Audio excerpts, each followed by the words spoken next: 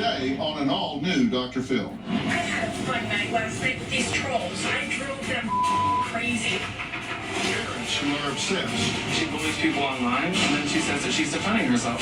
with social media. If you're going to approach me, I'm going to come at you. Period. It seems to me like you're way over-invested in this to the point you just told me I'll argue with a machine. I'm mad because you're right. I'm not lying. This is ridiculous. I'm going to put it out there on national TV. Let's do it. Show everybody. Here we go. This is a safe place to talk about hard things. Stand by. We'll count you down. Today is going to be a changing day in your life. 5, 4. Get ready. Take care of you.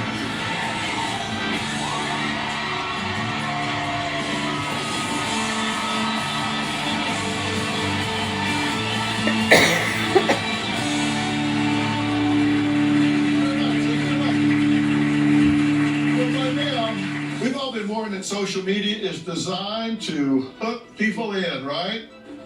And we usually associate the purported dangers of social media with children, teenagers, right?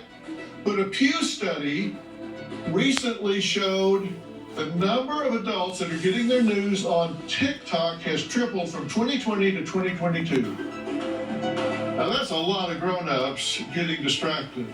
Well, 29-year-old Austin says his mother Shannon is one of those adults using TikTok, except he says she's acting more like a child, constantly posting videos showcasing her bullying behavior. He says her interest in the app began with her following the news during the 2016 election, but then went off in a very strange and obsessive direction. Take a look. Dude, you're such a weirdo. Hi, Puddin' Pop. You live under a rock.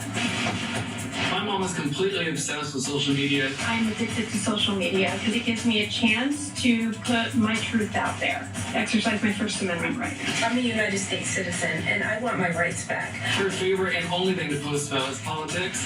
This my son to be a liberal. I like to post about the Republican Party. I have super strong opinions about how the country's being run, how the vaccines were being handled. We weren't the ones chasing each other and racing each other to the lab to be a lab rat. If you disagree with anything my mom has to say, she will come at you with full force. You better watch out. My mother definitely treats people on social media super horribly, super rude. I have called people losers because in my mind they're losers. My mom does this really annoying thing where she constantly, in all her videos, does this constant tapping on the screen.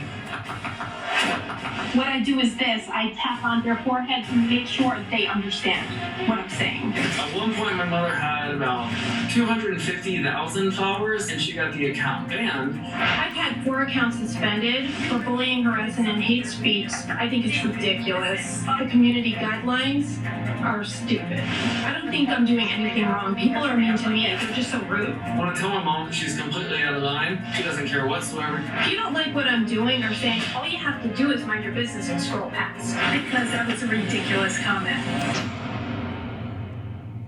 So, what are you tapping on there? Your phone? Yeah, the camera on the phone. Oh, I see. Yeah. And that's to what? Add emphasis? Yeah, add emphasis and let them know that, hey, you're going to come to my page and you're going to try to insult me on my political beliefs. I'm going to tap you on the forehead and make sure you understand that that's not going to happen today. At all. And does that have any effect on people? Yes.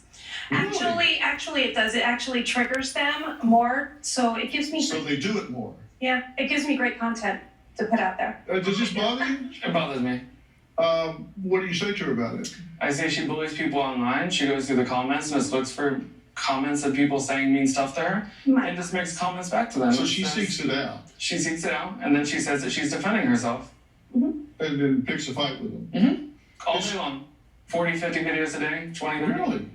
40, 50 videos. You make a lot of videos. 3 to 4 videos, Austin. What do you do in your spare time? I work. I'm a teacher. I'm an instructor. Yeah. Where do you teach? I teach cosmetology and aesthetics. Okay. Mhm. So glad you didn't say communication. Does she do this with people in person? She did have an interaction with someone in person at a pizza place when my sister was visiting. She got into a fight, not physical fight, verbal fight with a guy wearing a mask, and said, "Why don't you go hide under the table you live?" And it's on her TikTok. Make Can my I sister clarify what happened? sure. there? We were waiting in line at a pizzeria. The guy walked over to me, and this is when I had my mask here. He goes, "You're making me uncomfortable." And I went, "Excuse me." And he goes, "You're making me uncomfortable. You need to wear that mask correctly." I'm like, "Are you ordering me to wear this mask correctly right now? And you're scared, and you're standing right here in my face. You're right here telling me I'm making you uncomfortable. Well, guess what? You're making me uncomfortable. So you might want to back up a little bit." I was like, and number two, if you're this scared to be out in the public right now, you should stay home and hide underneath your table and leave the public alone and mind your business. Because I'm not one to put up with that. If you're going to approach me, I'm going to come at you. Period. It is what it is. I was taught to don't start, but if somebody comes to you, finish it. Gotcha. Now, I've found that when people do things in pattern, it's usually for a reason.